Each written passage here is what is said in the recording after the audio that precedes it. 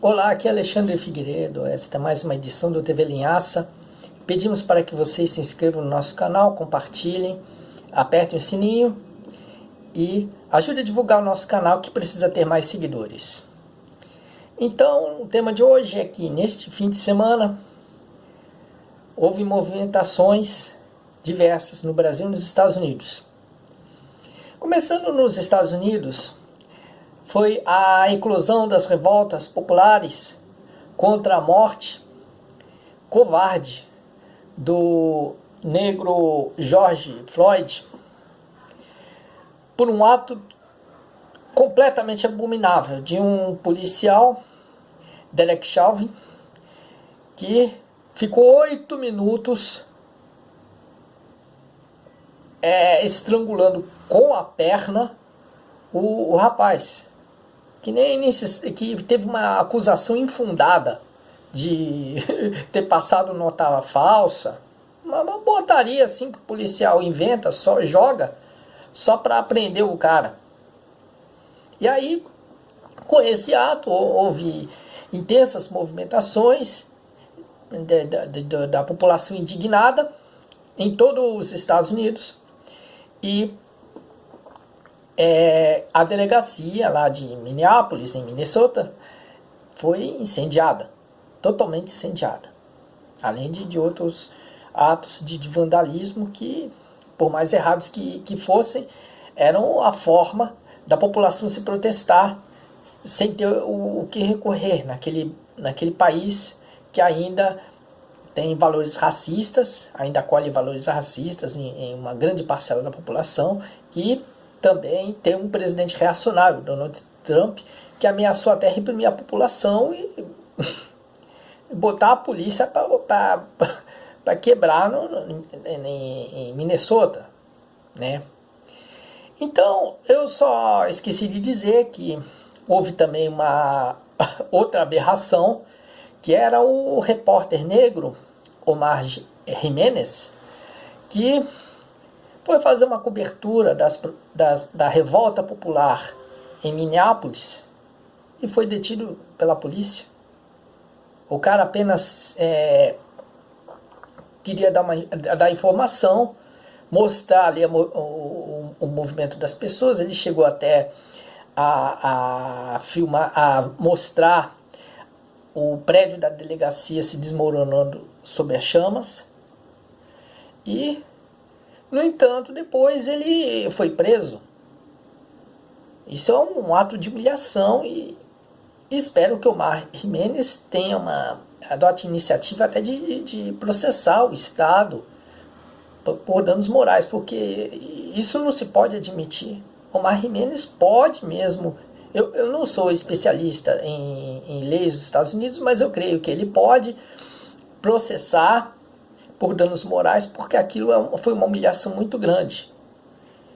Não bastasse a morte covarde de George Floyd, e o Omar Jimenez, com a sua missão de informar para as pessoas, para a rede CNN de lá, ele foi detido, como se ele não pudesse exercer aquela profissão. E esses protestos populares, eles tiveram reflexo no Brasil, porque em parte das manifestações populares ocorridas no domingo, né, domingo 31 de maio de 2020, houve o vínculo do George Floyd com o caso de João Pedro, que foi aquele menino que morava no Salgueiro, em São Gonçalo, e foi assassinado covardemente também por policiais. Então, aí as revoltas que ocorreram só chamaram a atenção pela aparente vinculação de torcidas organizadas, né, principalmente na Avenida Paulista, onde se falou que torcedores de 4 clubes, Corinthians, São Paulo, Palmeiras e acho que creio que Santos, por aí, né, se uniram para uma passeata anti-Bolsonaro. Claro, as esquerdas exageraram, dizendo que era o futebol se militando contra o bolsonarismo.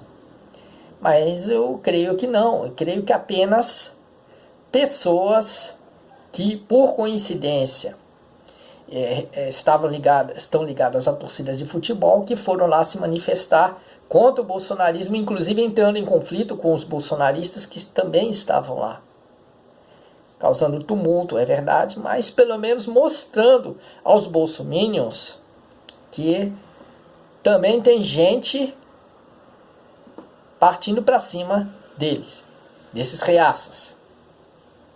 E isso também foi uma grande moral baixa para os bolsonaristas. Horas depois da noite de sábado, dia 30, quando a reaça Sarah Winter, ex-militante do Fêmen, ela foi com seus 300 pelo Brasil marchar com as tochas à maneira da Ku Klux Klan, marchar em direção ao Supremo Tribunal Federal. O pretexto era o quê? Era mostrar que eles vão ficar perto ali, eles não iam incendiar o prédio do STF, mas se dirigindo para lá havia o propósito aparente de que eles iriam incendiar um dia. Só que a manifestação não passou de uma manifestação.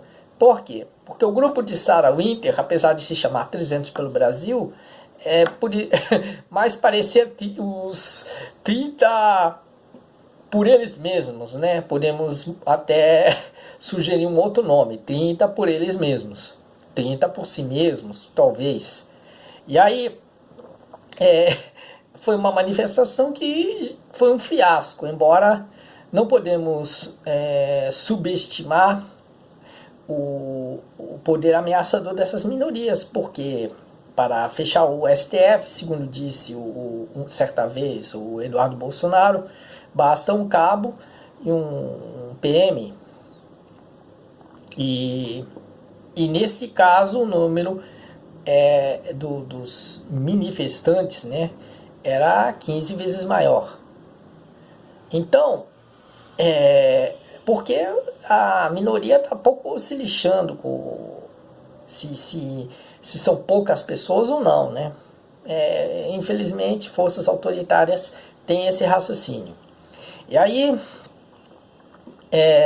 fora essas manifestações, tivemos também uma articulação de uma frente ampla política com os setores do PSDB, com a centro-esquerda, até com a adesão de Fernando Haddad, Guilherme Boulos, mas também com o apoio do Luciano Huck, que um grupo que resolveu as divergências, né, momentaneamente, para pedir, em princípio, a redemocratização do Brasil.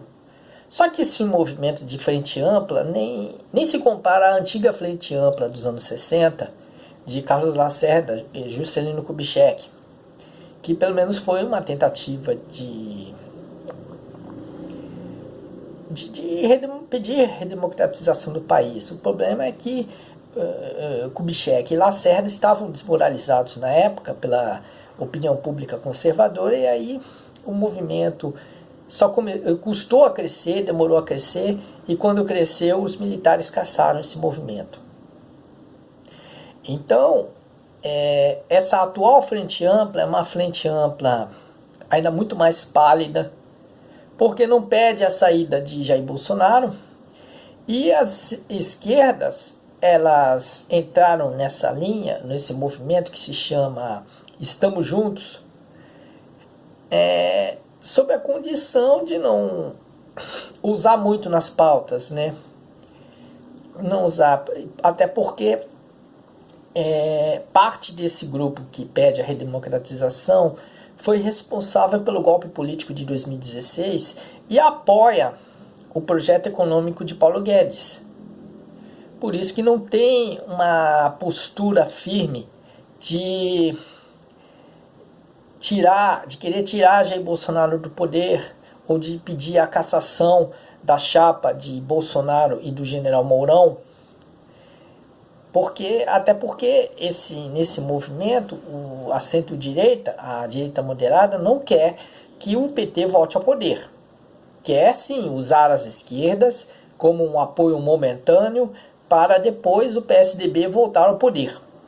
Ou o PSDB ou um partido parecido, como o DEM ou como o Cidadania, que era o PPS até pouco tempo atrás. Então, observando também as páginas de esquerda, em maioria as pessoas pareciam por demais otimistas com as manifestações dos torcedores de futebol, com essa frente ampla, né, o movimento Estamos Juntos, né, e aí as esquerdas estavam imaginando que o bolsonarismo está indo para o fim. É muito cedo para dizer se o bolsonarismo vai acabar ou não. E eu duvido muito desse clima de otimismo, né? Eu pessoalmente não sou otimista em relação à volta das esquerdas ao poder e a cassação da chapa Bolsonaro-Mourão só vai gerar, quando muito, a ascensão de Rodrigo Maia para a presidência da República, né? Como um titular. Mas fora isso, vai continuar a mesma coisa, inclusive com o prosseguimento do projeto econômico ultraliberal, lançado em 2016, que era um projeto político-econômico rejeitado pelas eleições de 2014. Então, eu pessoalmente não estou otimista em relação à volta das esquerdas e fico preocupado com esse otimismo dos outros, dos demais esquerdistas, porque isso lembra a passeata dos 100 mil no Rio de Janeiro, de 1968, onde também se falava que a ditadura militar estava agonizando, que ela estava decadente, que a redemocratização ia chegar de vez, porque milhares de pessoas se reuniram na então Guanabara, no então estado da Guanabara, para pedir o fim da ditadura militar. E, no entanto, meses depois, veio o AI-5 e a ditadura militar ficou mais dura. Bom, ficamos por aqui. Então, nesse clima de apreensão, né, vamos ver como é que vai ser esta semana. E desejamos a todos muita saúde, fiquem em casa, não brinquem com o coronavírus, porque o coronavírus veio para botar para quebrar, só saiam quando necessário, e a gente então se vê no próximo vídeo. Um abraço e até lá!